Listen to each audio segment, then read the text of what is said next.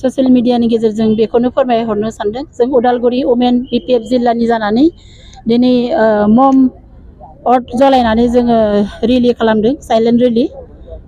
जोङो आइजो माहारि हिसाबै जोंनि जिबनखौ रैखाथि मोननो हास्थायनानै जों बे हाबाफारिखौ जों दिनै लानाय जादों आरो जों बेखौनो खावलायो जाहाथे थाबैनो राजनितिक जों लाइमोनफोरनि गेजेराव बा आइजो माहारिनि सायाव राजनिति गेलेयालासिनो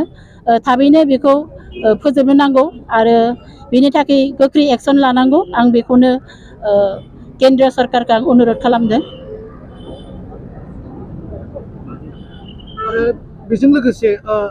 नोंथाङा माबाफोर बुंनो सानो नामा बे मात्र जोंनि स्टेटआव जागोन होननानै मानो होनबा दिनै जोंनि भारतनि गेजेराव मोनसे स्टेट मणिपुरा बेबायदि जागायजेनबाय दिनै बिसिनि बेलायाव जेबो हयथ' जोंनि गाबोन जोंनि स्टेट आसाम बा गुजरात महाराष्ट्र बेफोरबो जानो हागौ दा नोंथांमोननि बेलायाव माबाफोर सांग्रांथि थानो थाखाय जोंनि बर'फोरखौबो खावलायो नामा?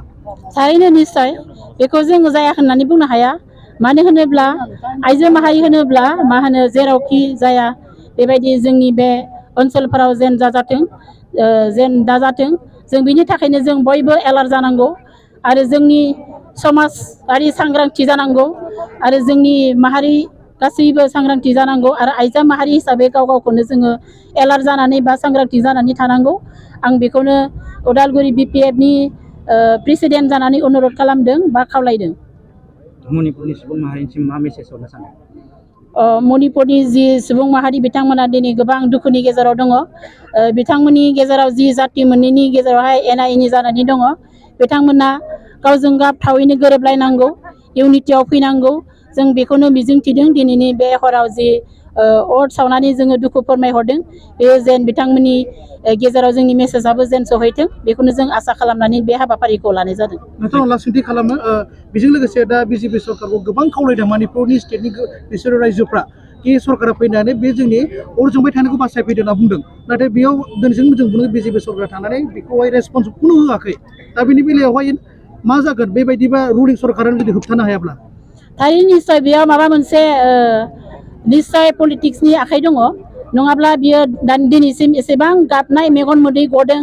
गाबदों गथ' गथाय गोबां दुखु फोरमायदों गासै मिडियाफोराव जों नुनो मोनदों नाथाय बिथांमोननि सरकारनि आखाइ गैयाब्ला बियो दिनैसिम मानो बेबायदि सान्थि